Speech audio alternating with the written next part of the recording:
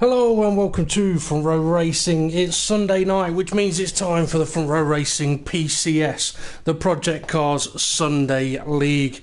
Now for this season, which is season 3, the drivers will be taking to the circuit in the Aussie V8 supercar, the Ford Falcon. Fantastic car, show a bit of info here. Top speed about 184 mile an hour, 635 horsepower, and the acceleration 0 to 100. I'm guessing that might be kilometres an hour, 3.4 seconds. Absolute animals are these cars. Now I'm Front Row Racing DP. I'll be doing the commentary this evening, but I'm going to send the drivers straight over to the racetrack. Now we have got a couple missing this evening. 1 or 2 have let me know, and 3 haven't, which is a little bit frustrating. Now you'll have to excuse me if I sound a little bit out of breath, but it's a ridiculously hot day today at the track and in the commentary booth here. So yeah, you're gonna have to bear with me. Also, I'm riding solo this evening as James Hulkenberg is having a bit of a night out, so I'm sure we'll find out tomorrow how much he ended up throwing up. And also Front Row Racing RI not available to join me in the commentary box. So it's just me for this evening.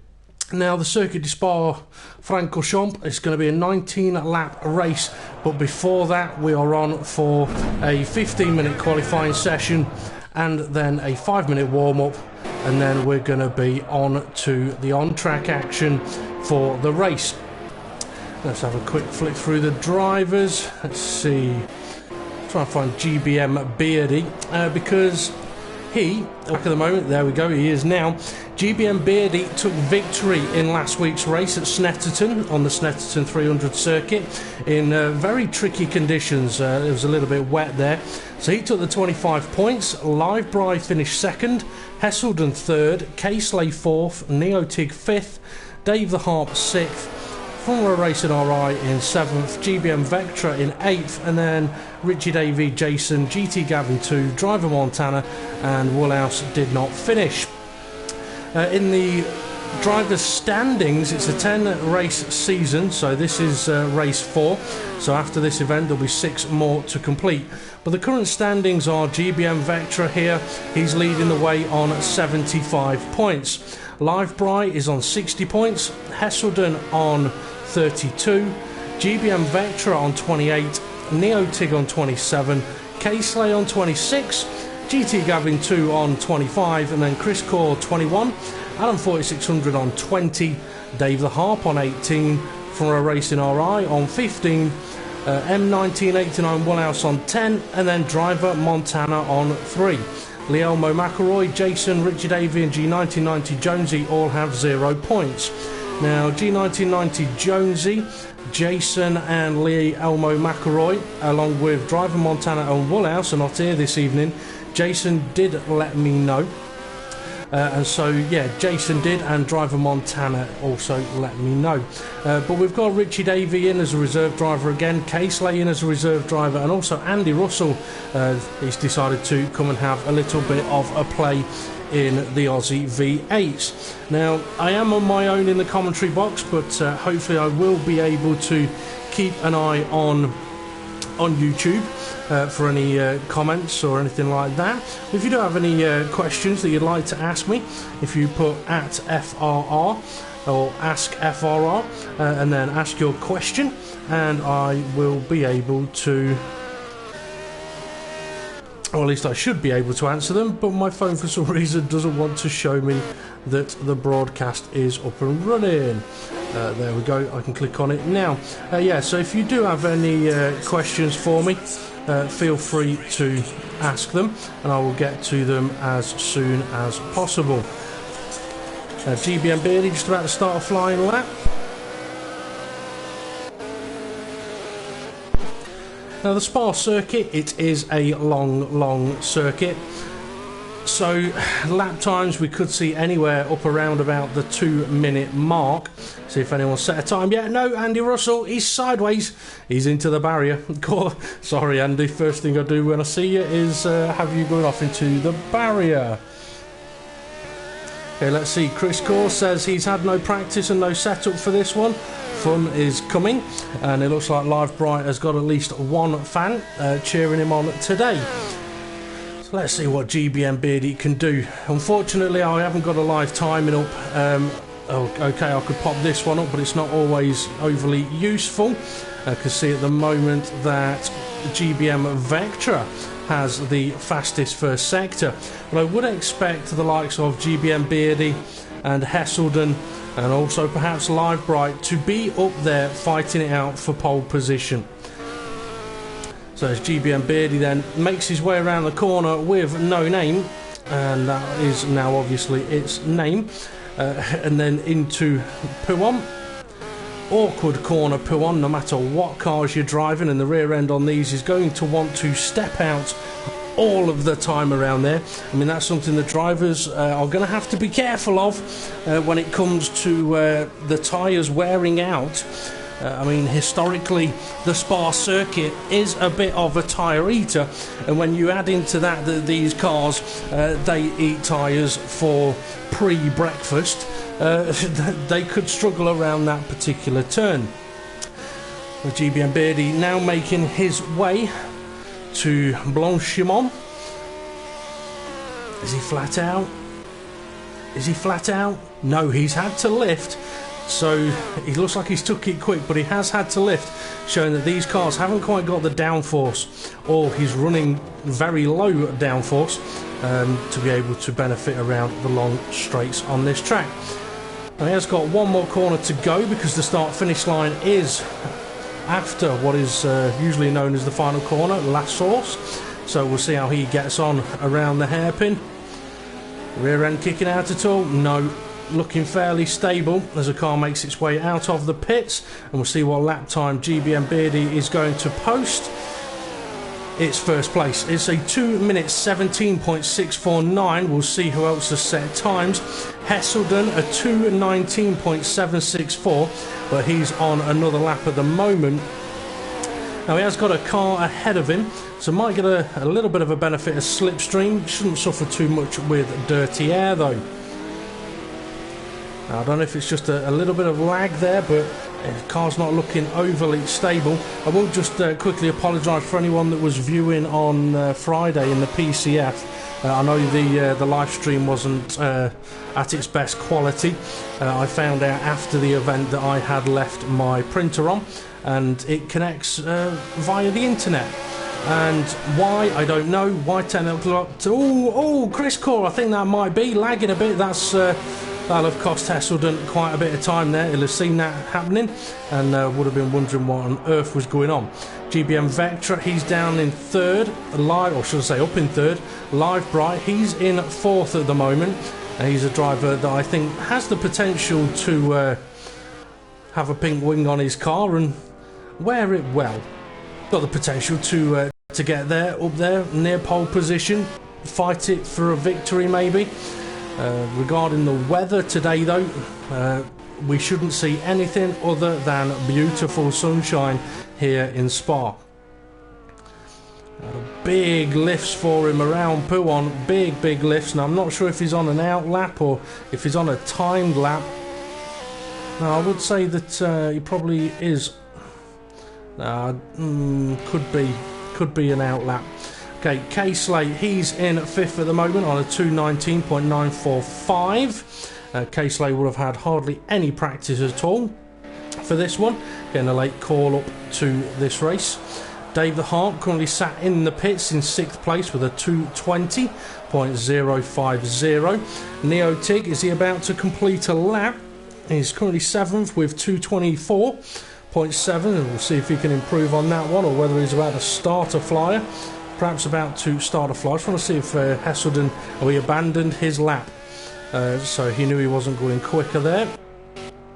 Live Bright, a couple of corners to go to either end a lap or start a lap. I also thought for a second that he might be on his way into the pits. But yeah, viewers, if you do have any questions or anything like that you want to fire at me, whether it's about project cars, about the drivers, about the circuit, feel free to do so. So let's see what Livebry's going to do. He looks like he has been going very, very sort of cautiously. So I do think that that was an out lap. So across the start-finish line then. Okay, we qualified just outside. Oh, you're joking. Okay, it says that I've been disconnected.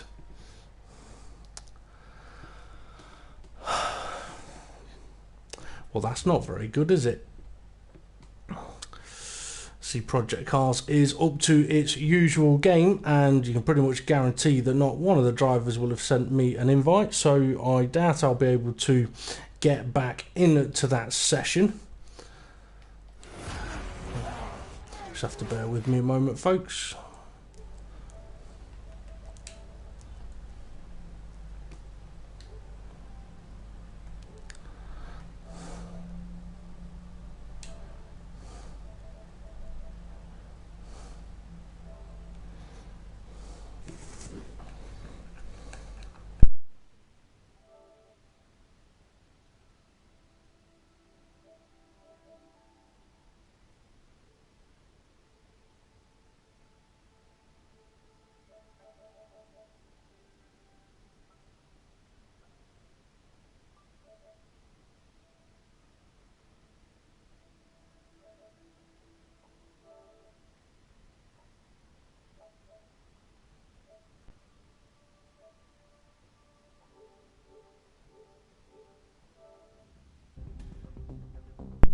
Okay, none of the drivers did send me an invite, so I'm going to have to set up a new lobby and invite them all in. So for the viewers, I'll try and keep the live stream going for the moment. It does mean that you're going to have a couple of moments where you'll be on a blue screen. Either that or I'm about to be told by Project Cars that you can no longer create a multiplayer session.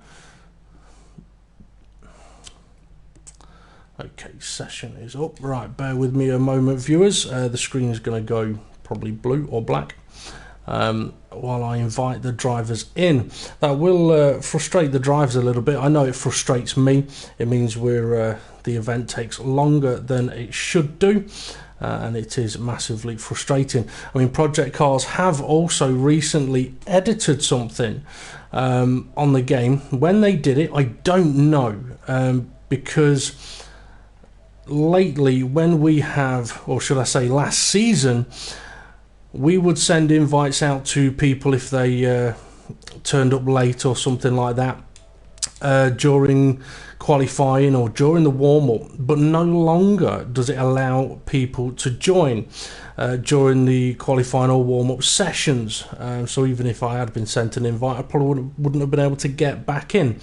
But why they've done that, I'm not entirely sure, because it's pretty ridiculous, if I'm honest. Okay, bear with me a few more moments, folks, while I get these second lot of invites sent back out. And hopefully one of the drivers can send me an invite when they come in. So if there's any of the viewers that are perhaps, I don't know, in a chat party with the drivers, give them a shout and tell them to send me an invite when they've come into this one.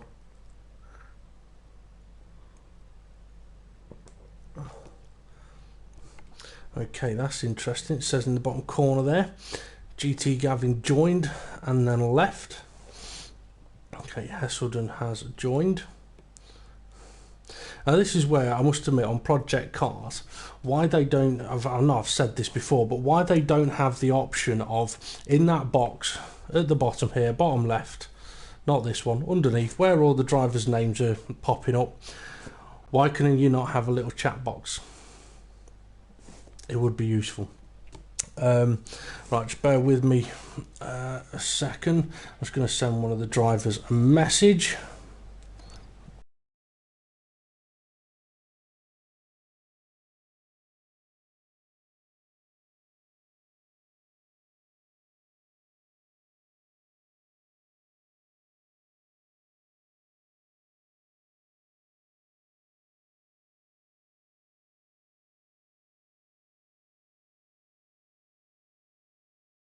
Of their competitors. Competitors have been capable of achieving in that little qualifying session there.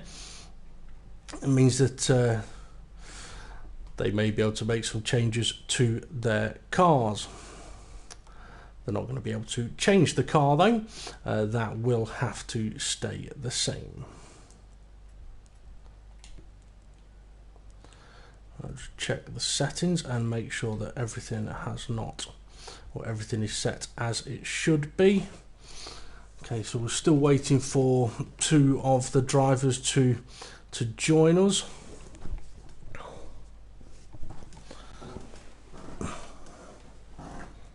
Now, I must admit, on Project Cars a few months ago, there was a lot of problems with disconnections, mass disconnections, and a hell of a lot of lag. Now, it is possible that just a bit of warm weather has caused the issue for me this evening. It could be absolutely anything. Hopefully, it isn't a reoccurrence of the problems that Project Cars used to have. Okay, Hesselden's in, Live Bry's in, Dave the Harp, he's in, GT Gavin 2, not yet. I shall send him another invite. Unfortunately, with me being on my own this evening, it does mean that you will get a blue screen every now and again.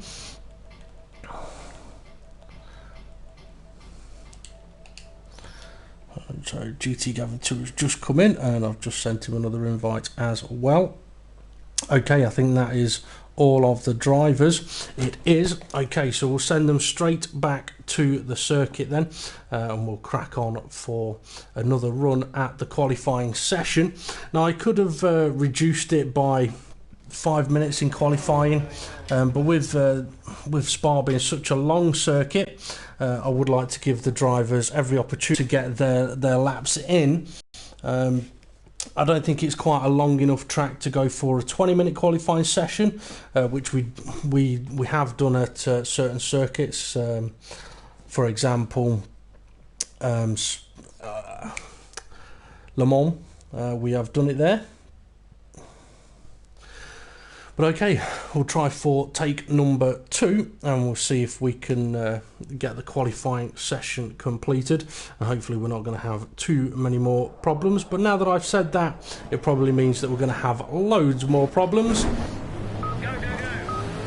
But we'll see how we get on anyway. And unsurprisingly, most of the drivers getting out there straight away. They'll know what sort of setups they'll perhaps want to be using, and they will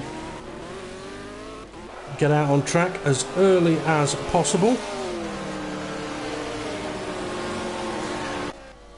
Now, if anyone is viewing and the live stream has dipped in quality and gone sort of the equivalent of what 1980s TV was like, feel free to let us know in the comments, and I can always restart the live stream. At least I know the printer is definitely off this week. With K-Slay, he's first out on track, so he's potentially going to be the first guy to set a lap time here. And the weather conditions will be exactly the same as they were in the previous session. Beautiful, lovely sunny weather, but that could be a massive problem for the tyres. And I mentioned earlier on, these cars are tyre eaters, and K-Slay's letting a car go by, so let's see if we can work out who that was, and we'll go and ride on board with them. I think it may have been Neotig. Yes, it was. Yeah, I mean, these cars are tyre eaters, but if the tarmac is really, really hot, then it could put a lot more temperature through the tyres. And on a circuit like this, where maintaining corner speed is so crucial, if you overheat these tyres a tiny bit too much, they will just shred the tyres. I mean, I know when we do our F1 leagues around here, a set of option tyres will last around about 5-6 laps, and then after that you've got to think about what you're going to be doing for strategy. Now, for these drivers, they've got 19 laps, and I think we could be on for a minimum 2 stop strategies here. potentially 3. If I remember rightly, the drivers have got the choice between an option tyre and a prime tyre, or a soft tyre and a hard tyre. The softs do not last long at all. The softs is pretty much, this is the tyre you qualify on. The harder tyre is more like your race tyre, a tyre that you should, around here you probably should be able to get 8, 9, maybe 10 laps. So a possible 1 stop really if you can do hard. But if you are running the softs at any point, then literally you are going to be potentially doing 2 stops, unless you can do, say, 13 laps on a set of the harder tyre. But Neotig going up over Rouge, absolutely committed through there. Might have been off track a little bit, but it was absolutely committed. Now he's heading down the Camel Straight up to the heavy braking. Well, it's not. It's more you grade your braking into Les Combes. Tricky little chicane this. You want to carry as much speed through the corner as you can. A bit of a squirt of power, and then you head down the hill to the Bruxelles corner. Horrible braking point this one, downhill. Positive camber, but it's so easy to slide the car out wide. And then a long corner where you're just waiting. Corner with no name. Got to be committed here. Turn it in. Don't be afraid of clipping the bollards. And now the run to Pouhon, where you've got to be brave. I'd probably go for a lift and power it around, but I haven't driven these cars around here, so I don't know exactly how they'll handle. Rear end's trying to step out on him, runs a little bit wide, may have had the lap invalidated, may be okay to carry on, but we'll see how he gets on anyway. Now he's into the campus chicane, and now Stavelot 1. Another tricky braking point. Very easy to run wide here, end up in the gravel. Stavelot 2, you'd think it'd be flat out. It is in an F1 car. In these, it's going to be a little more tricky. In the car behind, he's on a good lap. He's catching Neotig here. The run now past Curve Paul Frere, up towards Blanchimont. Listen for the lift. Oh, he's had a bigger lift than the car behind. I think the car behind might be GBM Beardy. The Neotig now up to the, what I would call the final chicane, almost taking a defensive line through there, perhaps saying to the car behind, don't even think about trying to pass me, you might be faster, but I'm on a hot lap at the moment. So Neotig then, 1 more corner to go, and we'll see what his lap time is going to be. 2 very different lines through the corner. The car behind taking a faster one. Hesselden's ran wide. So both of these guys across the line then, and for Neotig it's a 2:22.4. GBM Beardy it's a 2:18, not as fast as he went earlier. Hesselden's was a 2:19, so he's matched the time he did before. I see GT Gavin 2, he's got K-Slay just ahead of him. And there's a car just ahead of K-Slay. David Harp's about to cross the line. Can he beat the 2:20 he did earlier on? 2:19.7. It's an improvement. Andy Russell's put himself in 5th place. Okay, let's see. We've got 3 cars here that I think are just setting themselves up to finish their laps. Now it might sound like these guys are perhaps going a little bit slow in these cars. Trust me, they're not. You get on the power slightly too much and you will just simply face the wrong direction. So let's see what lap time K-Slay can put in then. Anywhere in the top 4? No, he's not set a time. Okay, GBM Vectra. Touching the grass a little bit, want to be careful of that. Running a little bit wide, may get away with that one. Obviously I don't get notified if the driver's lap does get invalidated. It is possible. Now for GBM Vectra, he's had a couple of good outings in the last few races. Or should I say in his first 3 races. Okay, last week he finished 8th place, but in very, very awkward conditions for these cars, and around a Snetterton circuit that can be absolutely evil. Okay, let's see what lap time he is going to put on the board. It's a 5th place, a 2:21.5. A quick run through the order then. GBM Beardy, pole position at the moment on a 2:18. Hesselden's on a 2:19.6. He's gone on for another lap, and so has Neotig, because Neotig's lap did not... Oh, it did count, but he's gone for another lap anyway.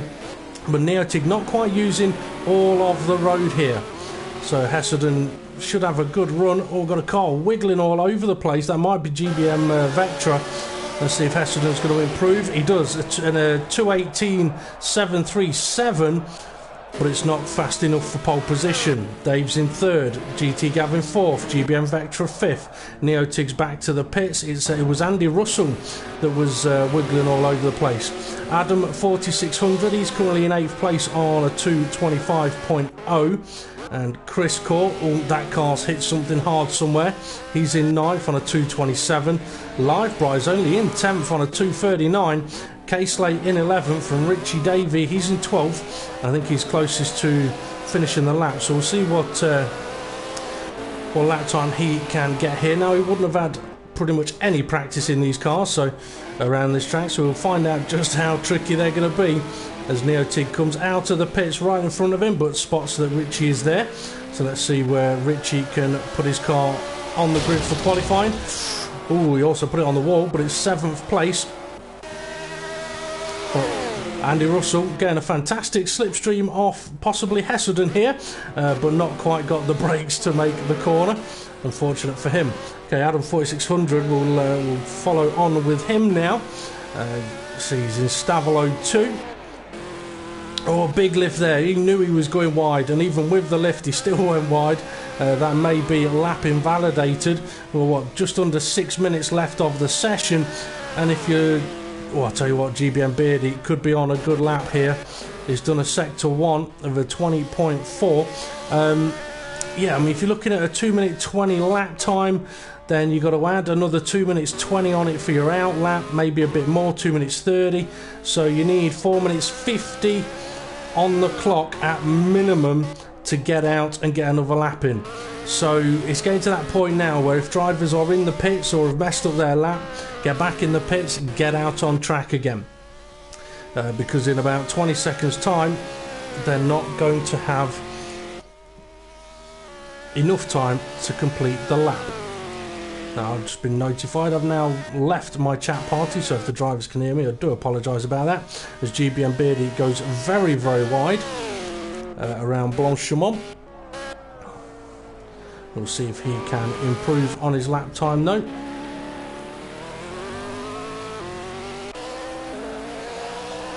So, one corner to go. 2:18.2. We saw him do, I'm fairly sure it was a 2:17 in the earlier session. So we'll see if he can improve on the current pole time.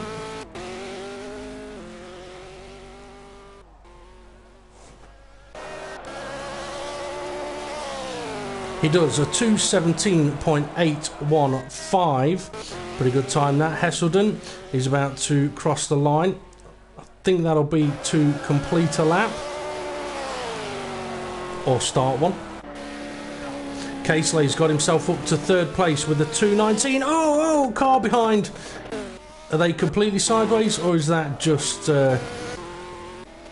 Project Cars' crap visual effects? Yep, it is, because there's no way he's going that fast. That sideways.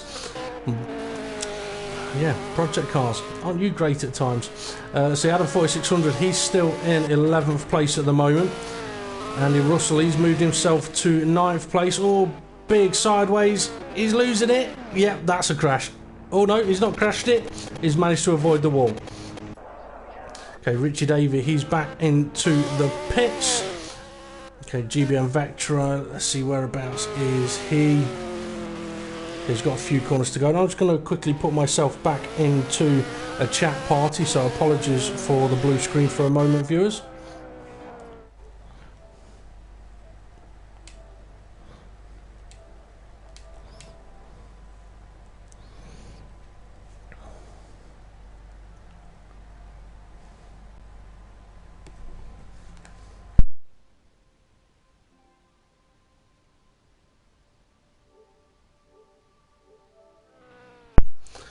Okay, there we go, back into my own chat party, so I won't put off any of the drivers, and we can still see GBM Vectra with 3 corners to go before he completes this lap, but I'm not sure if this is an out lap or an in lap. It would be brilliant if on the screen here it would give you that kind of relevant information.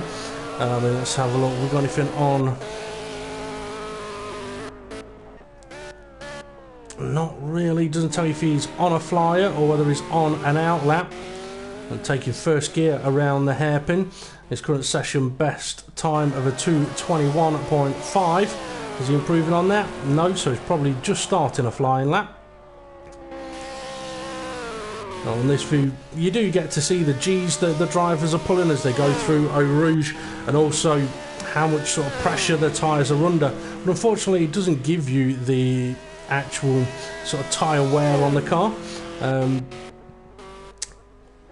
or what kind of pressures they're running. So although it's very good when you're driving to have this information, if you don't record it while you're driving, it can be quite useless. But they could do so much more on here with the spectate mode of what we are able to see. Okay, Neotig, he's still in the pits. Richie Davey, he's in the pits. Adam 4600's moved himself up to 9th place. Andy Russell's in 10th in the pits. Chris Core in the pits. All these guys are not going to get another lap in. So, it's pretty much down to then to GBM Vectra and Adam 4600. So, GBM Vectra just gone through Pouhon, and Adam 4600 is making his way to Blanchimont, so we'll follow him to see if he can make any kind of improvement.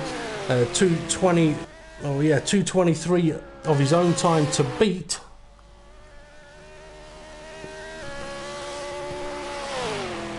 Now in the Ginetta Juniors and the Ginetta GT4s that we were using, Adam's gone deep. That'll be pretty much his session over. That's unfortunate for him. Let's see how Vectra's going to get on. But yeah, Adam 4600 was absolutely fantastic in the Ginetta Juniors and the Ginetta GT4s, but I think he's finding these Aussie V8s a little bit more tricky. Oh, Vectra, big wiggle around Blanchimont.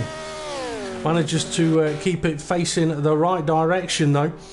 Let's see, he's on a 2:21.518, and he needs to find, what, a second and a half, 1.6 seconds to go up a position. I don't know if he's going to be able to have found it in this lap. And 1 corner to go, and we'll find out. That's if he can actually make it to the line. 3 seconds. He's not going to have enough time to finish the lap. Talk about cruel. Talk about really cruel. Okay, so Hesselden steals pole position. I didn't even spot that. GBM Beardy 2nd, K-Slay 3rd, Dave the Heart 4th, GT Gavin 5th, GBM Vectra 6th, Neotig 7th, Richard Davey 8th, Adam 9th, Andy Russell 10th, Chris Core 11th, and Live Bright 12th. Okay, now we're on to a warm-up session for the drivers, and this is their chance to get their race fuel in, choose their race starting tyre, sort out their strategies in preparation for the 19-lap race that we have got coming up. But Hesselden, very sneaky, getting through and taking pole position there. I would apologise to him for not catching that one on camera, but he gets plenty of them. Andy Russell, he's decided to go out on track. Is it going to end well? Oh, well saved, well saved. That could so easily have ended up as that car being a rather expensive coffee table. Instead, he did manage to get up through Eau Rouge. Let's see what kind of G-Force Live Bride pulls through Eau Rouge. I mean, obviously, probably won't be going absolutely flat out, but we'll see what sideways G. Ooh, 3G and 2G. Let's see about GBM Beardy. Only about 2G, taking it a little easier on his little outlap here. But this is a chance as well for the drivers to put the race fuel in, see how the car handles on the race fuel, because it can handle a lot differently with the fuel out compared to the fuel in. Oh, Adam 4600 peaked at 4G for a moment there, so he's definitely pushing that car. See if we've got anybody else making their way up to Eau Rouge. No, not at the moment. And I must admit, that is quite an interesting thing to see. I mean, it kind of showed that... oh, I can hear a car coming out of the pits. Let's go and find out who they are. Let's go and see what G they're pulling. K-Slate. Alright, let's see what G you're going to pull through Eau Rouge. Oh, he's going slow. And oh, is he going for a practice start? Yes, he is. Interesting. I wonder if... with the limited practice in these cars, he wouldn't have done many starts. So, not a bad decision that. It's always good to know what a car's going to handle like when you are going to go for a start. I mean, the Lotus Type 72D that we use in the PCF, they are so evil to try and get off the line. It's very, very easy to spin them around. I mean, you can actually pull off in first and be fine in first, be fine in second, and all of a sudden third gear spinning. So GT Gavin 2 looks like he's going for a practice start as well. Missed his box a little bit. Don't want to be reversing too far up there. You're going to get disqualified. So we'll see how his practice start goes.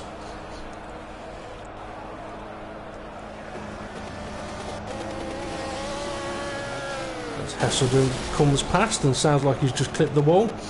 And one of the things we're doing now, practice starts, you do kind of have to do it and make sure that no one is near you, and you're doing it in a safe place, because all of the guys coming past are going to be wondering, what on earth are you doing? Now that's not necessarily a wise choice. There's nowhere to go. Oh yeah, we could see that coming from a mile off. As I was saying, if you're going to do practice starts, you kind of need to leave a little bit of room so other cars can come past. Now, I did just spot there that Chris Core got disconnected. I'm going to try and send him... No, you see, I can't even send him another invite, which is really annoying. So, unfortunately for Chris Core then, his session is effectively over.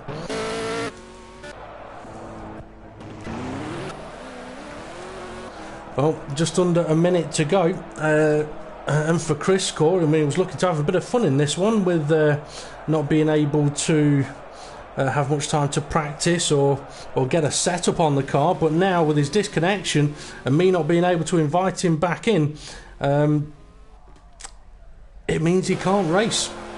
Which is really, well, it's frustrating for the commentary team, it's frustrating for the viewers, but it's even more frustrating for the driver who, I mean, okay, in Chris Core's case, he's had no practice time and no setup time, but if he had, then that's pretty much all that time. You feel like you've just wasted it. Okay, anyway, it's time to get ready for the race. So unfortunately, Chris Core is not going to be on the grid for the start of this round 4 PCS race at Spa. But in 5 seconds time, everybody else that's on the grid is going to be heading to Eau Rouge, either flat out or sideways. Drivers, to get ready then, it all comes down to this. The Row Racing PCS at Spa for 19 laps. The lights are on. They'll be green any second now, and away they go. They run down to Eau Rouge, and I run over to the cameras and tell them to show us some action. And it looks like Hesselden's had a good start. Oh, a couple of cars wide. That could get very messy. And Dave the Harp's right in the middle of it. Oh, Carl nudged a little bit off track. 6 wide's not going to work down here, guys. Find yourself a little bit of space and work out where you're going to go. Adam 4600, who was on the grass for a moment, and he's got Andy Russell next to him. Could get very tricky now into Les Combes. Thankfully, all the drivers look like they've managed to get through there, though. So I'll have a quick look up at the front. Hesselden, as I said, got a good start, but GBM Beardy, he's going to want to apply plenty of pressure on Hesselden and show that he's capable of beating him. But K-Slate in third place. Oh, GBM Vectra, he's just been overtaken, I think, by Richie Davey, who was very sideways around that corner, but into No Name he manages to get ahead, and then just behind them, sort of 7th, 8th, 9th, 10th, 11th. Getting very, very interesting. Now Adam looks like he's already hit something quite hard on the front end of that car, and Andy Russell's rear end stepping out. Can he keep hold of it? He can, just. But he's now on the outside for the corner, and Live Bright was having a look. Couldn't get through though, but someone's having a look at him. And Live Bright, he will not want to be down in 9th place. I mean, Live Bright, really, he should be somewhere up at the front. So we'll have to keep an eye on how his progression goes. So Blanchimont for the first time then. Hesselden still leads, probably running a set of hard tyres. GBM Beardy also on the hards. Richie Davey 4th. And then we have the big train of cars, and they're all wiggling all over the place. Neotig in 6th, Adam 7th, Andy Russell 8th, and then Live Bright 9th. Hard on the brakes into the chicane. We could see overtakes here. We could see late brakes. We could see smashes, crashes. We could see everything bad that you wouldn't want to see in a race. But Dave the Harp and Live Bright running at the back of the field. Now Dave did get sort of a little hung out to dry on that first lap, but Live Bright now moves up.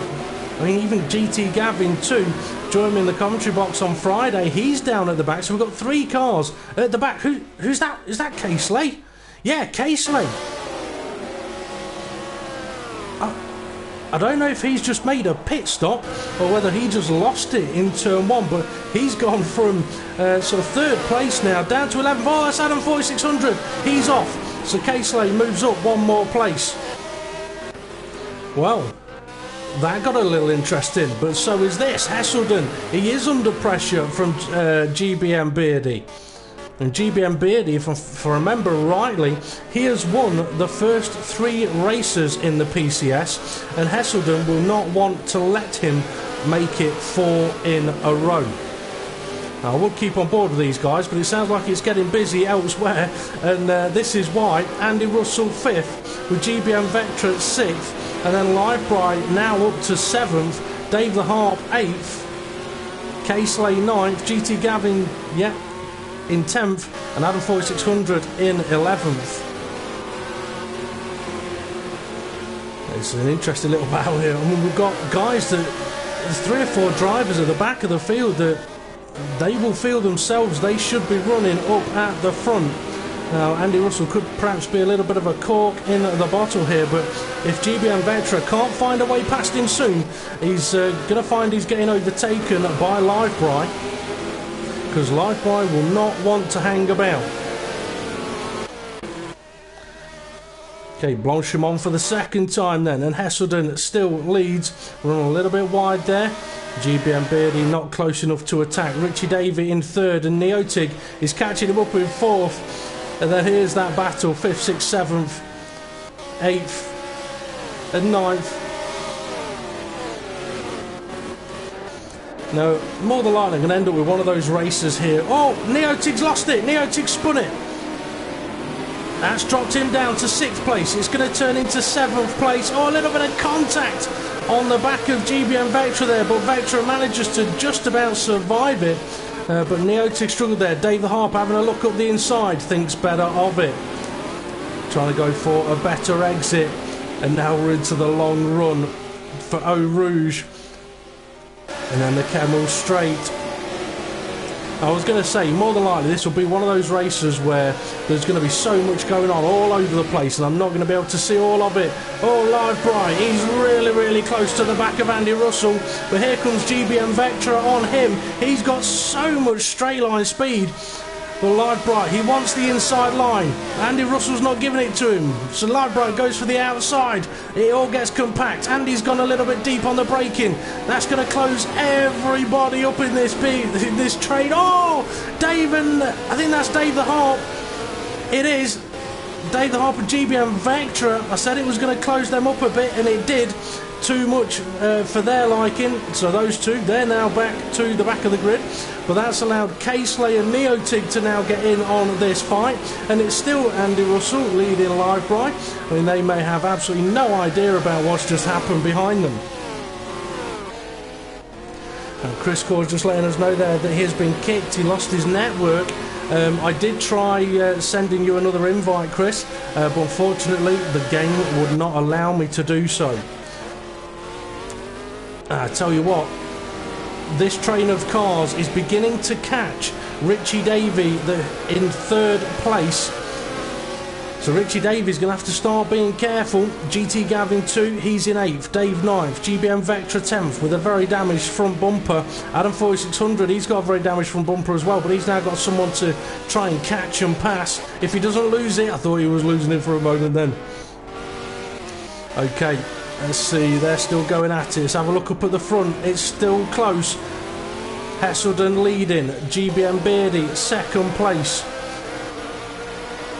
Now the laps are long here, so it's going to seem like it takes a long time to get through these laps, but the tyres will be taking an absolute kick in here.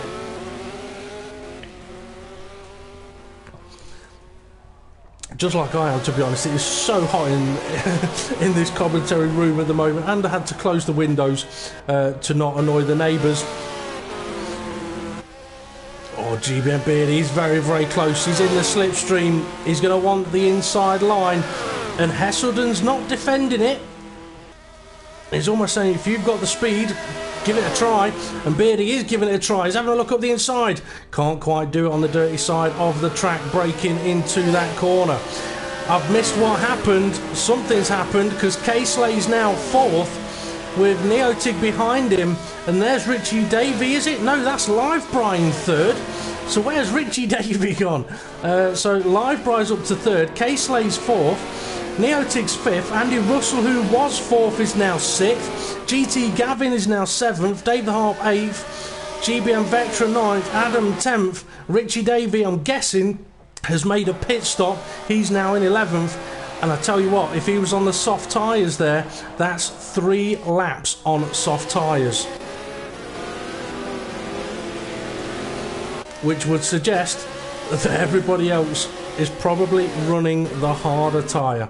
Now, something that some of the drivers may have done, they may have ran the harder tyre in qualifying, planning on using that tyre in the race as well. But, I mean, if the game allows you, qualify on the soft tyre and absolutely thrash it for those laps, and then in the race use the hard compound tyre, unless it does make you start the race on the tyres you qualified on, but I don't believe it has that feature.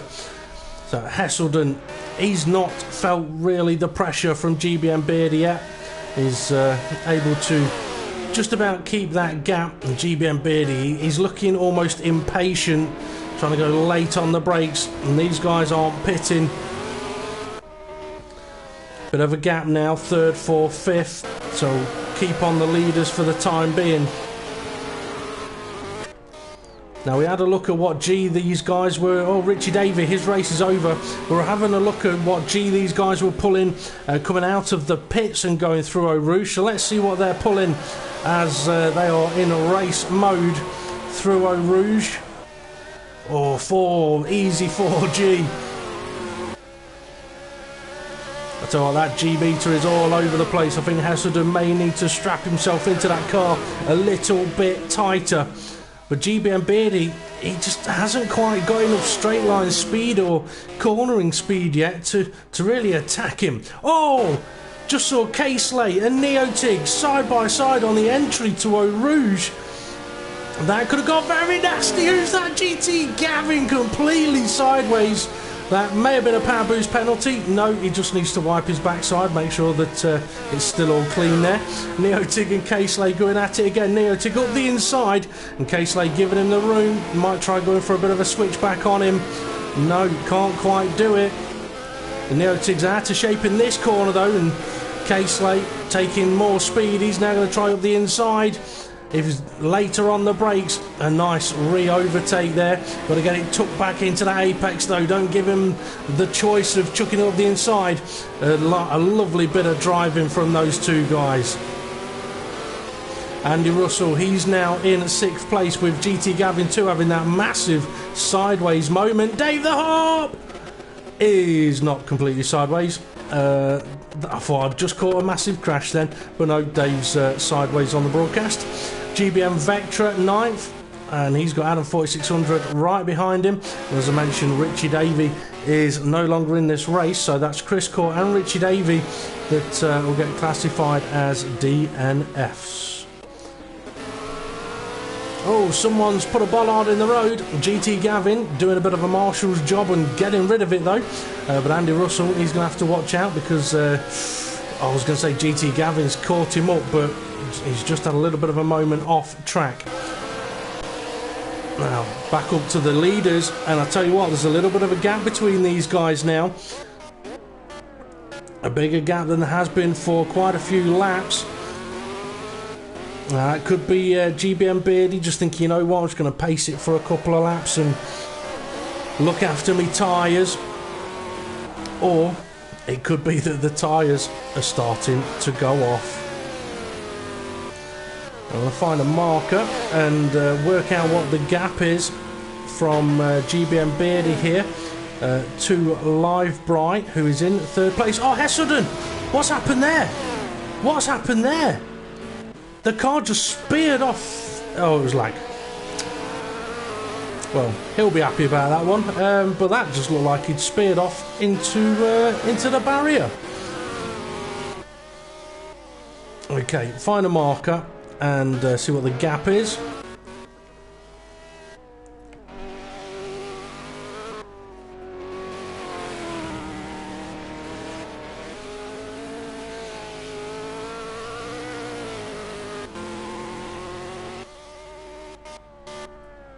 It's about a 15-second gap from second place to third place. So Live Bride got some work to do to try and catch up the leaders. Caseley, he's pulling away from Neotig now, so Caseley may be able to push hard to see if he can catch up to Live Bride. Dave Harp's now up to 6th in a bit of a drift session, and GBM Vectra up to 7th, which would suggest either someone else is now out of this race, or they have made a pit stop. Andy Russell and GT Gavin too. They have either had a crash together, or they have both made a pit stop at exactly the same time. And I've got a feeling it might be the pit stops. So side by side then, so you can get around this horrible little corner and come out in front. Or GT Gavin, he's got the inside line for No Name, and Andy Russell knows it, but he knows he can try a switchback, get a better run up towards Pouon, but GT Gavin's had a very good exit there on the tighter entry and takes 9th place. And I would think that they have just pitted, and if they have, these brand new tyres will feel absolutely amazing compared to what they were just running. The leaders have continued on for another lap though, so has Live Bright. Caseley, he is still going. Neotig, he is also still going, 5th place. Dave the Harp, drifting left around a right-hander. Don't know how you do that one, Dave. Maybe you can teach me one day. Oh, GBM Vectra and Adam 4600, I think they've swapped places. Adam 4600, he's got a lot of damage on that car, and I won't be surprised if we see him pitting again fairly soon. There we go, into the pits he goes. And GT Gavin and Andy Russell. Andy was so sideways out of Blanchimont then. I said these brand new tyres will feel absolutely amazing. They'll only feel amazing if you're not going sideways everywhere. As the field gets spread out, as always happens here in Spa, we could find ourselves in the latter stages of this race having less and less battles to be able to watch, really. Unfortunately, there won't be any rain, I don't think, to try and mix things up a little bit. Dave the Harp, he has made a pit stop, so he comes back out on track in 9th place. And if that was the hard tyre, that means that they've done 6 laps. Could be a 2-stop race for the drivers. If it was the soft tyre, then he is probably on the hard tyre now to try and make them last 13. Adam 4600 comes out of the pits with a brand new bonnet, and that puts him in 10th place. So let's go and find the leaders. Oh, I tell you what, Hesselden, he's opening up that gap even more now. I mean, Hesselden has always seemed to be good on his tyres, although without White, he's just gone there. Might be struggling a little bit on that one. Let's see, Hesselden's fastest lap, 2:19.5. GBM Beardy, a 2:20.2, and Beardy goes for the pit lane. He's going for an undercut. That could give him the lead. So all on you now, Hesselden. You need an in lap or the best in lap of the race. But again, for GBM Beardy, pitting when he is doing, is looking at a two-stop race.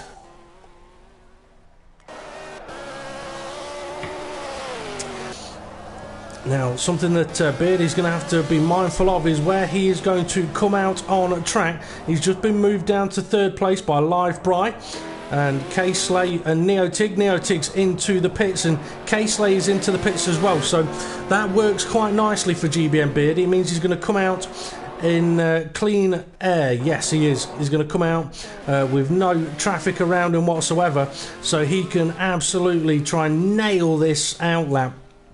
Because if he wants to win this race, this could be the point to do it. If he has got one more stop to make, he can go for another undercut later on, where the best that, or the worst that could happen, is that Hesselden follows him into the pits.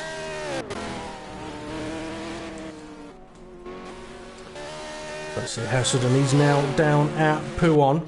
So the gap between him and Live Bry, I'm going to try and work out what that gap is. I'm going to find some kind of marker that I can use.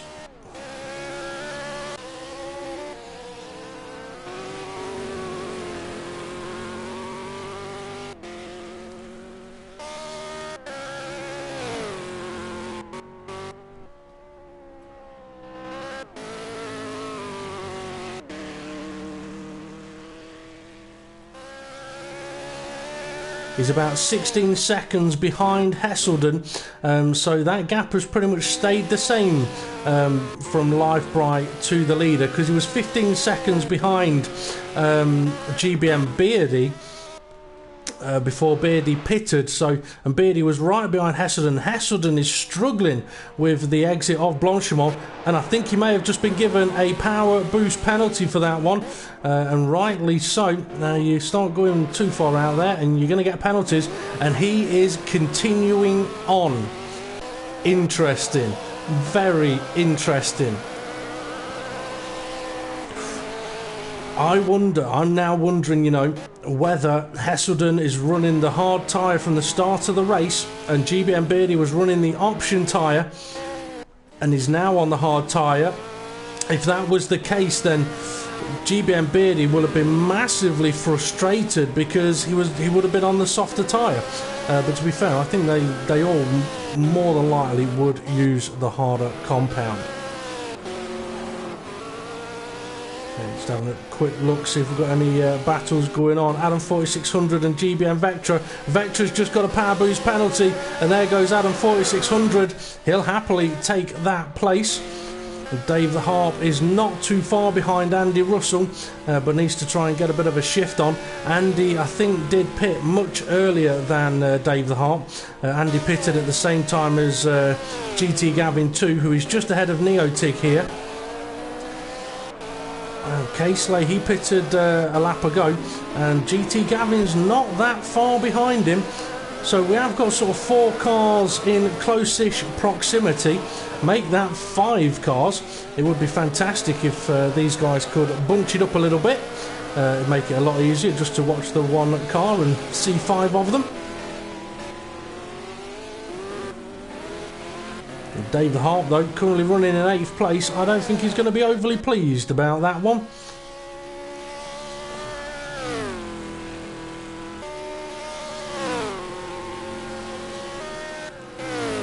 And Neotig will be hoping he's able to catch up to GT Gavin 2. He can see him. I mean, each of these drivers can see the car just ahead of them. But seeing them, catching them and overtaking them are two completely... Trying to have a quick look, see if Hesselden is going to be making his way into the pits this lap, and he keeps a much tighter, cleaner line on this occasion around Blanchimont. So is he going for the pits? Is he going for the pits? No, he's not going for the pits. This is going to be bugging GBM Beardy. And currently in 3rd place. We have a look at the track map. The arrow is GBM Beardy, the red dot is Live Bry, and the white dot at the hairpin, that's Hesselden, so we can visibly see the gap. Now, Livebry hasn't made a pit stop yet either. I think he's in the pits now. He is. So Livebry is making his pit stop. He could come out right in the middle of that battle that's further down the grid. We see GBM Beardy now just about to head on past him.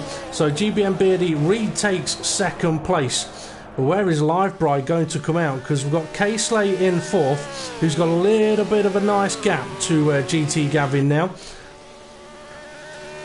Just have a look at the map to see if I can spot when Livebry is on the move in the pit lane. He's going now, so it could get very, very close with K-Slay. Depends on how slow that car is down the pit lane.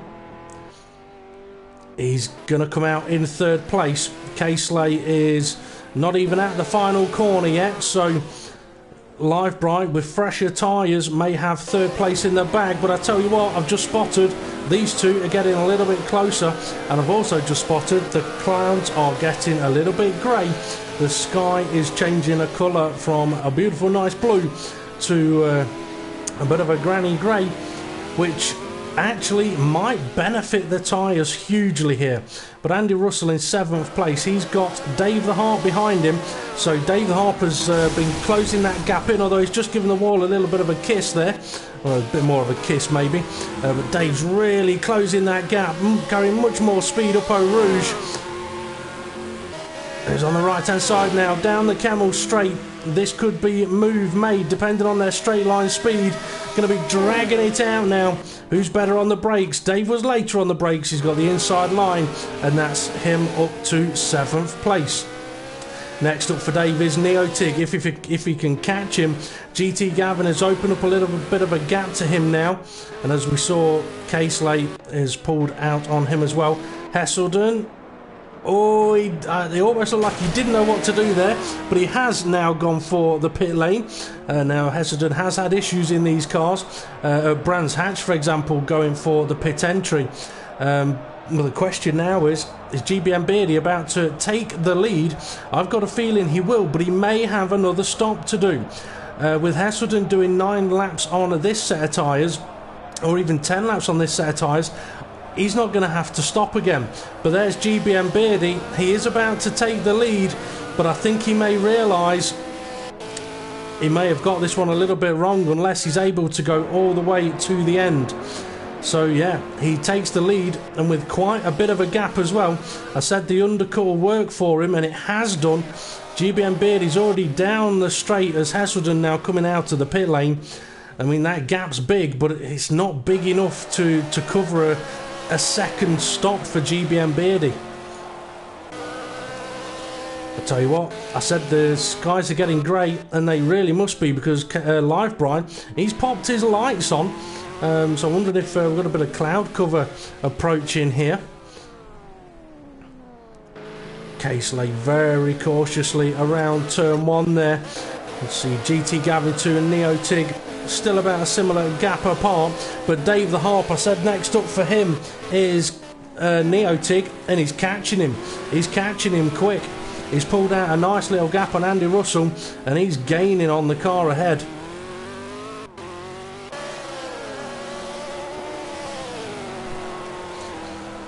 Now I'm just going to have a quick look at the standings for the PCS.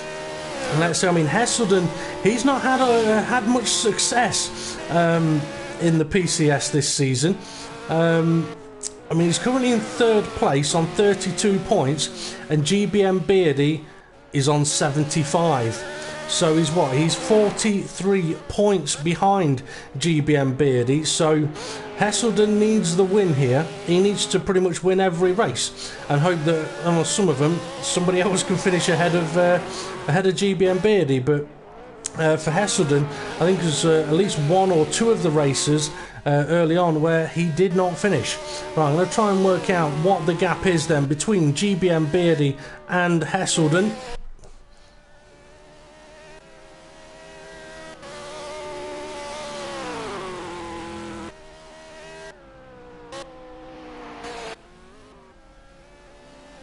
Nine-second gap.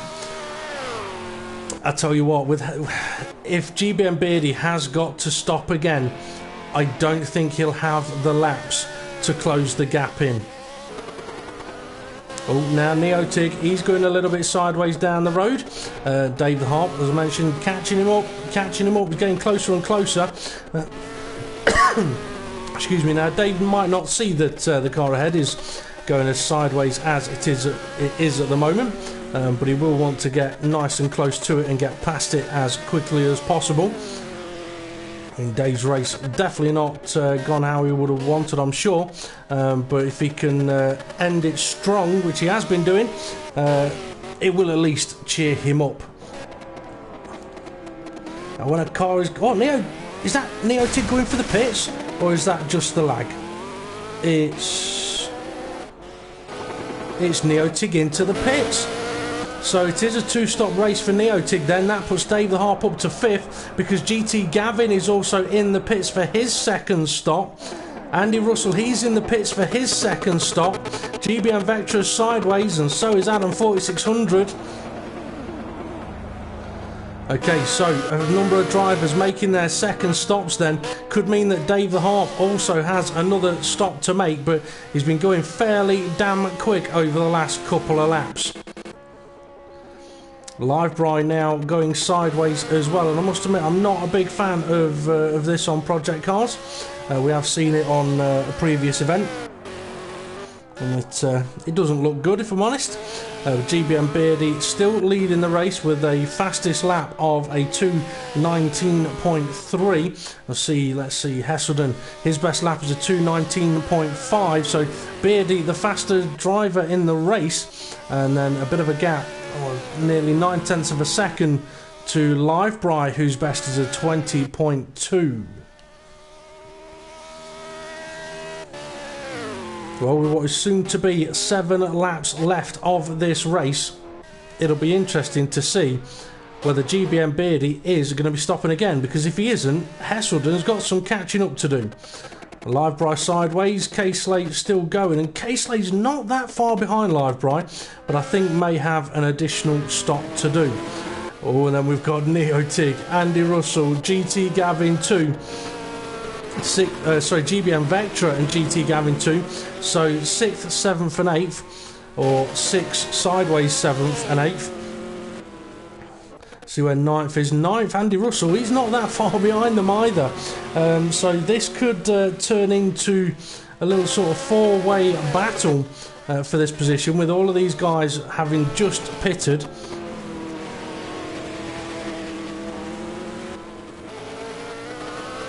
And Neotig, that car behind him, is really closing in the gap, but it's doing it in unusual fashion. Oh, GT Gavin 2 ran a little bit wide in the background, not as wide as that Wolf's going, but he's having a look, trying to make an overtake. It would be interesting if we see a car make an overtake, drifting the wrong direction around a corner. Oh, they're very close, they're very close. Even if his car is sideways, we can tell he's very close. And Neotig holding the position for the moment, going defensive into the chicane. Oh, and the car behind's gone a little bit deep. That could give GT Gavin a chance. It has done. He's going to try and sneak up the inside, and he gets the move done. That is a beautiful opportunistic overtake that he's just made there. A lovely way to do it. Wait for the guys to make an error, and then just drive on past them with a bit of a smile and wave, and make it easy. But GT Gavin 2, oh, is that Dave the Harp? It is Dave the Harp. He's just made his final pit stop, comes out right behind this battle. So after having overtaken pretty much all of these guys, he's now got to do it again, which for him as a driver could be quite frustrating, but at the same time could be quite pleasurable, as I think he's just had an easy overtake there on GBM Vectra, who's struggling a little bit. Neotig, he's got an attack coming from GT Gavin, giving each other plenty of room, and Neotig holds on to the position. And GT Gavin looking very, very racy, trying around the outside. Not easy to overtake around the outside here, but it can be done if you can get yourself either for the switchback or on the inside for the next corner. But here comes Dave the Harper as well. He's on 1 lap fresher tyres. Now, I apologise that we're not going and watching the leaders at the moment, but they weren't battling last time we looked at them, so I'll pop up the track map in a second. Oh, GT's Gavin very, very close. Not close enough to make the move. Adam 4600, his race unfortunately is over. It's a sad one for him. Okay, let's see. Caseley's in the pits. GBM Beardy still leads. Hesselden still second. Livebry third. Caseley pits. And I've got a feeling he's going to come out with this lot. I could be wrong. But Neotig, he has been passed by GT Gavin too. Typical, just at the point where I go and have a look at something else. So that's GT Gavin 2 up to 5th place then. But can Dave the Hart with his 1 lap fresher tyres catch these guys and get past them? Now, if GBM Beardy was going to have to make another stop, oh, car massively, massively wide there. That's GBM Vectra. Yeah, if Beardy needs to make another stop, I'd expect him to make it any time now. But where is Caseley? Is Caseley on the move? Yeah, Caseley's already on the move. He's already gone. And GBM Beardy. Is he going to pit? Is he going to pit? If he's going to pit, he's got to do it now. Otherwise, he just simply has not got the time. I mean, Hesselden taking a set of hard tyres, 10 laps. They would have been pretty much, I reckon, possibly at their limit. But he will be pushing those tyres now. He's got a new fastest lap, is it? No, he's still previous best of a 2:19.5. GBM Beardy, he's improved his to a 2:19.1. I tell you what, folks, he's done that recently, within the last 2 or 3 laps. So still plenty of pace in his tyres. And if Hesselden can't start... yeah, I mean, Hesselden's not been catching him on the last lap at least. Livebry was a 10th quicker than Hesselden. GBM Beardy, his lap this time around was a 2:21. Let's see what Hesselden's is. He's currently on a 2:20 for the previous lap. A 2:21.6, so he's half a second off him. Hesselden isn't catching Beardy at the moment. Okay, GT Gavin, he's pulled away from Neotig, and Neotig has now got Dave the Harp all over the back of him.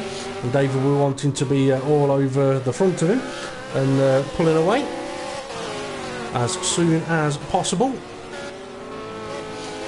Let's see, for Dave the Harp, he's currently on 18 points, and if he finishes in 7th place, then that's only an additional 9 points, so that'd only put him on 27. But if he could steal 6th place, then it would be an additional 2 points on top of that. So the difference between sort of 27 and 28 points. So not much in it, but you know he's going to go for it if he can. I'm just thinking Livebry, he's in 3rd place at the moment. He's in 2nd place in the driver's standings. He's 15 points behind GBM Beardy, and GBM Beardy is on for outscoring him by another 9 points here. Oh, Dave's really close to the back of Neotig. Oh, he's so close, he's given him a bit of a nudge. Oh no, he spun it, he spun it! That could be that fight over. That's unfortunate, that one, because I reckon that had he been able to stay behind Neotig there, he'd have been able to make the move into Lake Comp. Okay, so only the 9 drivers still running at the moment, and now they are very spread out. And GBM Beardy still leading this race as it looks like the sun is coming out again. I'm going to work out what the gap is between the leading pair.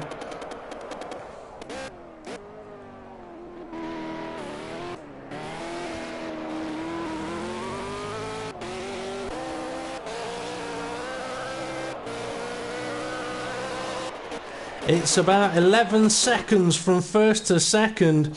Hesselden, I think he's going to be a little bit frustrated about this one. He looks so comfortable for the win here. But but not to be. Unfortunately for him, not to be. For Casely, a 4th place finish would replicate the result he got last week. GT Gavin 2 sitting in 5th place. I think he'd be fairly pleased with that, to be honest, especially after what happened last week. Neotig in 6th place. Last week he finished 5th, but looking at Neotig in the standings, I mean, he's in 4th place, and if he outscores GBM Vectra by 1 point or more, he will jump GBM Vectra and move into 4th place in the standings, and he's on course for doing that here today. So he's not going to want to give up any points to Dave the Harp, who he's got 4 laps to try and close that gap in again to Neotig. He had to work hard to do it before. He may be able to do it again if he doesn't wiggle around Blanchimont. If there's ever a corner you don't want to have a wiggle, that's probably the second one. The first one being Eau Rouge.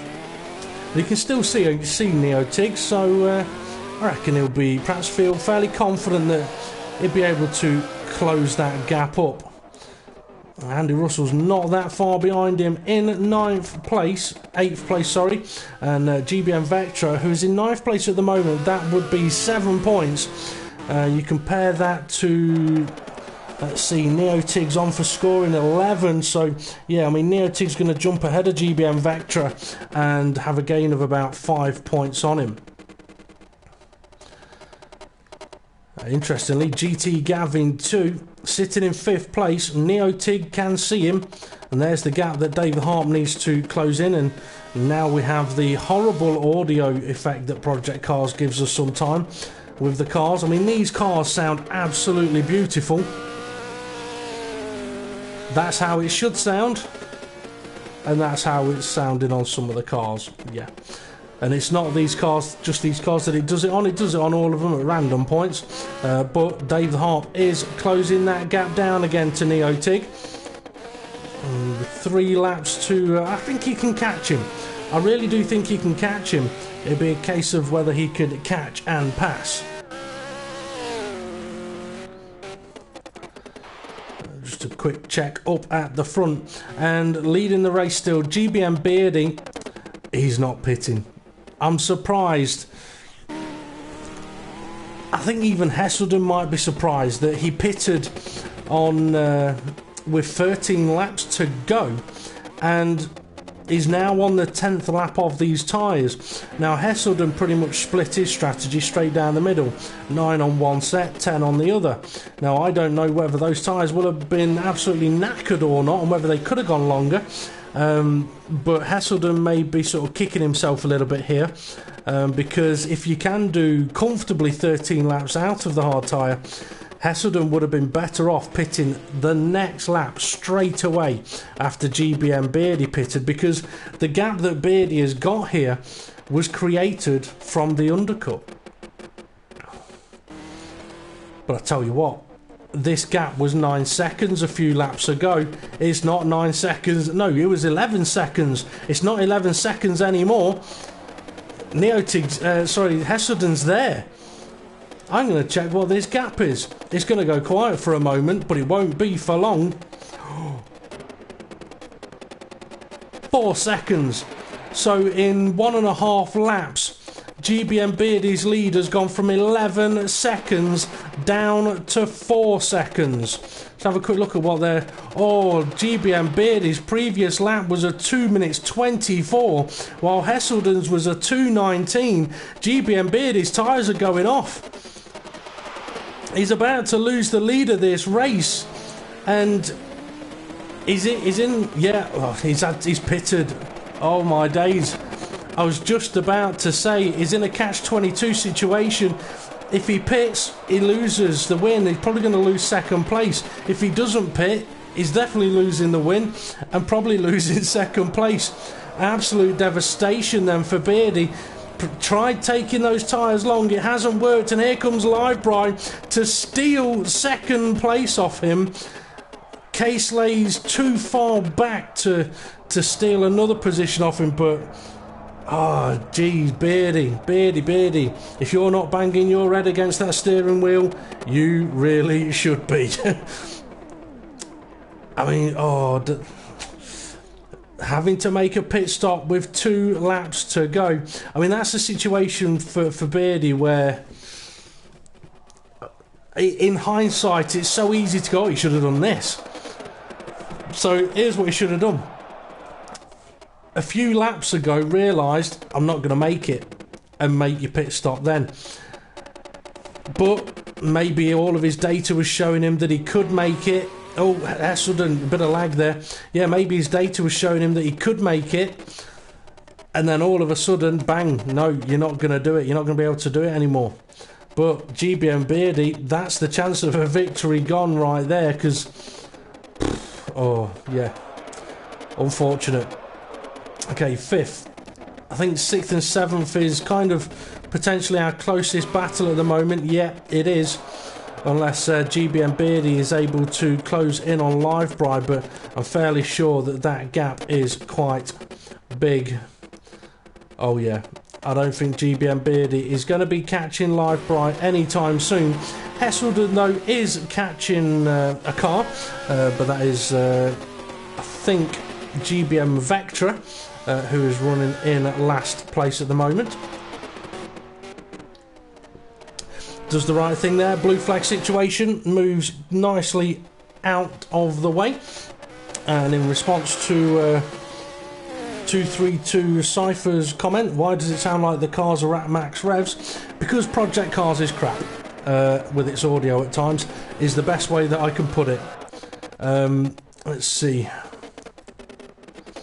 Yeah, see, even Dave the Harp's car, which 2 laps ago was sounding exactly as it should do, now sounds like it's got a seriously evil misfire. Why it does it, I don't know, but it happens a lot on Project Cars, and it is very, very frustrating as Heselden crosses the line to make it 1 lap to go. I can imagine it is annoying for the viewers hearing the cars like this, but it's even more annoying for me because I've got a headset on and that's the noise, all the noise I get in my ears. That's it. There is no other sound other than that going in at my ears all the time. At least you have me trying to talk over it. Now, Dave the Harp has been catching up to Neo Tig over this last couple of laps, but I don't think he's going to be able to close in that gap enough to make any kind of move. Now move on to Heselden. He is on the final lap of the race. I tell you what, let's go and have a quick look. This is how the car should sound. And it is really annoying because these cars do sound absolutely fantastic. They're awesome cars to drive, they're absolutely bloody mental. The noise they make is absolutely phenomenal, although to be fair, the Lotus Type 72D is a much better sound. But yeah, so when the audio goes like it does, it's really, really horrible to hear. Heselden is making his way through Stavolo 1, Stavolo 2 for the final time. I think he'll be a little bit surprised. Well, actually, no, I was going to say, I think he'll be a little bit surprised that Beardy made a pit stop at when he did. To be honest, I think he'll be more surprised that Beardy didn't just stop earlier. But I think it's fair to say that Heselden got his strategy absolutely bang on here. He's only got, what, 3 or 4 corners to go, 3 corners to go, and he's going to be taking, I think it will be his first victory in the PCS this season. And I tell you what, with GBM Beardy finishing potentially in 3rd place, it's going to help with the standings as well, because Beardy's only going to score 16 points instead of 20 or 25. But for Heselden, a strategy of 9 laps and 10 laps worked absolutely fantastically for him. So he's going to cross the line to take victory here in Spa. And he'll be absolutely buzzing about that one. Livebright, kind of out of nowhere, stealing 2nd place here, and it sounds like someone has just made a very, very late pit stop there. I think they have. It might be GBM Vectra, but yeah, Livebright as he drifts it in pure Aussie V8 to the line, 2nd place. He'll have no real knowledge of how that's just happened, but GBM Beardy, he's now drifting it across the line, but I don't think he'll be overly happy in that car. But it is a 3rd place finish for him. K-Slate, I think it'd be easy to say he's had a very good race here. Finished 4th last week, coming in as a reserve driver, finished 4th this week, and he is looking happy. But don't forget, K-Slate, the finish line is around the other corner. If a driver goes straight on there, you know exactly why. I've done it so many times here. Go flying up to that corner. Oh yeah, you've got to go around the corner, haven't you, downhill?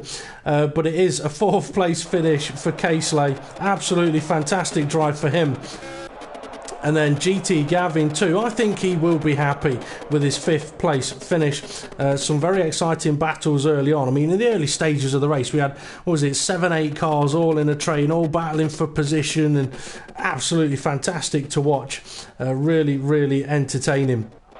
So it will be a 5th place finish then for GT Gavin with the best time of a 2:21.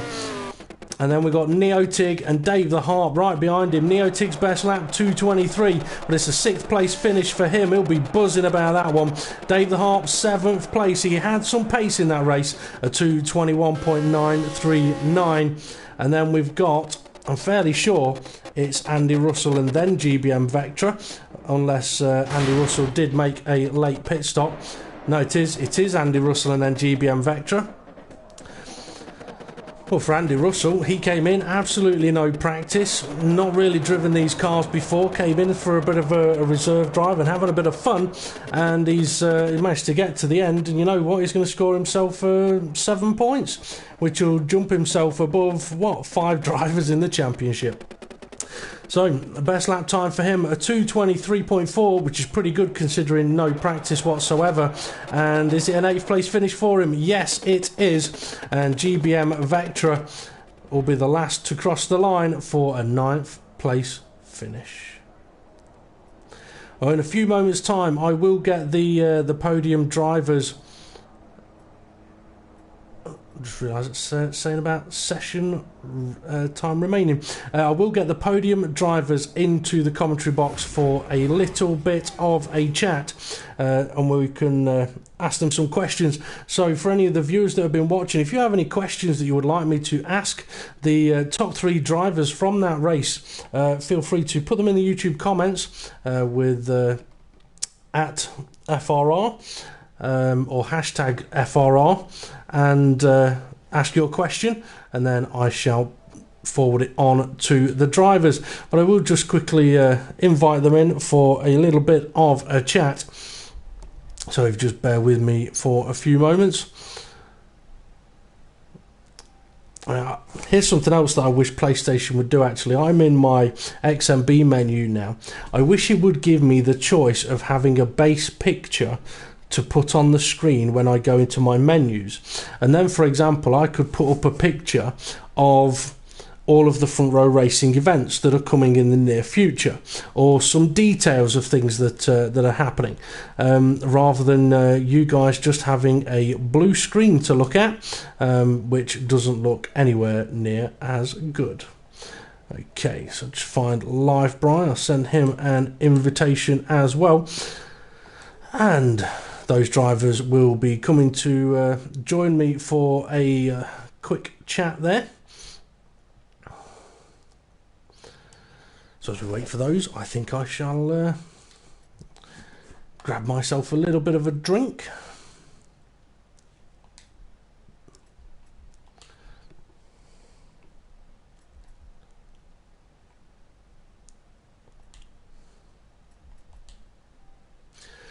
Live Bright has joined us in the commentary box. So Live Bright, if you could just make sure that you have got your microphone set to allow to be shared for us, to make sure that the viewers can hear you. I think Hesselden may have just joined us as well, so if you could also do the same. And GBM Beardy has now joined us as well. So yeah, guys, grab yourselves a quick drink, and I shall fire some questions at you in a moment's time, because I need to get a drink as well. And now that Hesselden stood up to go and get himself a drink, I'll ask him a question. So Hesselden, fantastic win there, and a very much needed win when looking at the standings in the PCS. I'm guessing you ran hard compound, were fairly comfortable with tyre wear? Yeah, hard. No, the tyres are awful. Like, in the last few laps of the first stint, I was struggling to keep it, but it was losing about 2-3 seconds a lap, so I come in, I moved on, and then about at the end of the race. But yeah, I was a bit worried about the pit, but then I think he lost his tyres at the end. So, yeah. I was going to say, I think his tyres did go, and we'll find out a little bit more about that one. But I mean, you say you were worried about him. I mean, in the first stint of the race, he was right behind you for every single lap. I was getting so much understeer, and every corner, literally one eye on the corner, one eye on my mirror, like it was just awful. Like it felt like 10 laps. I don't think long, but. Yeah, so it was a great race. I didn't think they were unbeaten this league, so nice win to get. Yeah, it definitely is. I mean, I can imagine you're absolutely buzzing about that one. I mean, what were you thinking when you saw Beardy pit as early as he did? I didn't know if he was wearing softs, but I figured he probably weren't. But then, yeah, I don't know. I just thought, he's on a two-stop, so I think I was live by pit pretty much when I pitted. So I was just watching the time for him, but it got to about 16, 17 laps. He hadn't pitted. I was thinking he ain't gonna pit, so I thought I was him up. And then luckily, I got to. So yeah. Well, I think the gap went from. It definitely did. I think the gap went from 11 seconds down to 0 seconds or 4 seconds in the space of like 1.5 laps. I mean, I was commenting about how it perhaps would have been bugging you and concerning you that he hasn't pitted, and is he going to go to the end? But for the race as a whole, I mean, you happy with that one? Yeah. I had a great racing with Beardy. Like, I was struggling to keep him down, but like, yeah, just respectful. Right, he could have dive bombed me at any time, I think, but like, he was right on me. So yeah, but cheers for that. Yeah. Yeah, well, it was very good to watch. Well, we might come back to you in a few moments' time. We'll move over to a bit of a surprise second place, Live Bri there. I'm guessing Live Bri fairly pleased with the second place. Yeah, I did not feel too well at all, to be honest with you. That's why I didn't happen in qualifying, so to get a second, well, believe me. Well, I was going to ask you what happened in qualifying, because, I mean, we all would have expected you to be up there, front row of the grid, second row of the grid, but you ended up sort of down in about 9th, which led to a very interesting first half of the race. Yeah, I enjoyed it, to be fair. I was checking everybody. Everybody was nice and clean. Did a nice move down at the east chicane at the end of the lap. I don't know if you got it on it. I'm not sure, because I think your car was doing quite a lot of drifting through that race. Yeah, there's a few people drifting in there. That's really bothered me, to be honest with you. You couldn't pass certain people when you got near them because of that. So, yep. I think it's these cars. There's nothing you can do about it. No. Well, I'm guessing someone that is possibly one of your friends has asked me to ask you, when are you going to come first? Believe me, I'm happy where I'm in second now. The way I'm feeling, I'm happy. Well, Daniel Edwards is very happy coming second. So yeah, I mean, I tell you what, Live Bri, I mean, you're running in third, and you probably would have been quite happy finishing third. So what are you thinking when you see Beardy's made a pit stop, 2-3 laps from the end of the race? I was doing the same pit stop as Beardy, same strategy. So basically, when it came to the race and I realised I had a load of tyre up left, I just carried on going. Yeah. Changed it to one stop.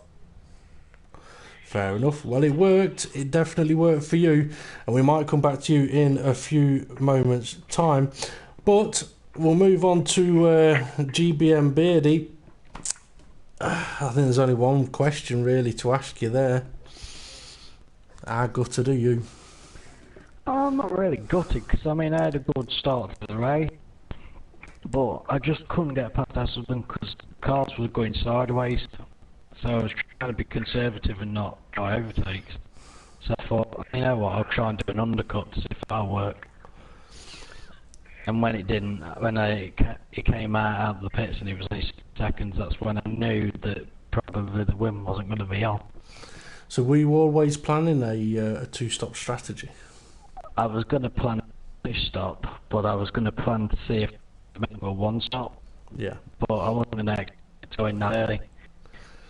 But I just kept in because I just couldn't see a thing. Well, pitting as early as you did, it did give you an undercut of about 8 or 9 seconds. But unfortunately, having to make that second stop meant that the gap was too big.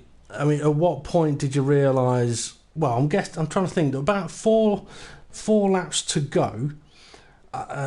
You looked fairly comfortable on the tyres. The gap was 11 seconds. I mean, was it literally you finished that lap and then all of a sudden no grip?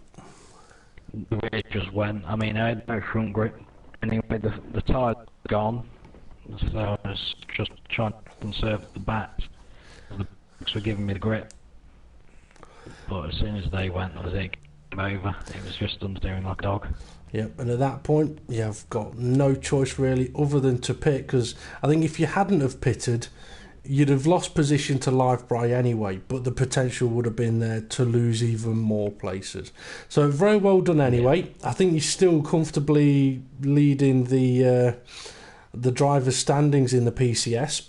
But it does mean you haven't got a 4 out of 4 win record in the PCS. Hesselden now stealing one of those wins. But it does mean that in the final 6 races, I mean, Hesselden needs results along these kind of this kind of positioning, because let's see, this will put Hesselden on 57 points and you will be on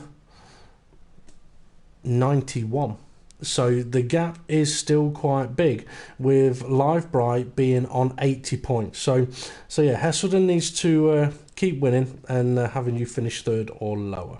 But anyway, very well done to all 3 of you. Do you have any questions for each other? No, just congratulations. Well done, everything. Yeah, but it was a good battle, Hassan. Yeah, great racing, yeah. Cheers. Good, mate. If you're missing that qualifier, it would have been a great tour up front, so it'd be even better. So, It could. okay. It could Well definitely have been. You'll have to make up for it, Livebry, at the Brno circuit next week, which is where the PCS will be racing. It'll be 24 laps around that track there. So very well done to our podium sitters there. Hesselden taking the victory, Livebry 2nd place, and GBM Beardy taking 3rd. Next up for the Front Row Racing YouTube channel will be on Wednesday for the Front Row Racing F1 World Championship round 18, I think it is actually, at Brazil. So join us for that at 7:30 p.m. next Wednesday, and the next PCS race will be next Sunday at 8:30 p.m. So thank you very much for watching. I'm Front Row Racing DP. These have been the Front Row Racing PCS drivers, and we'll see you all again soon.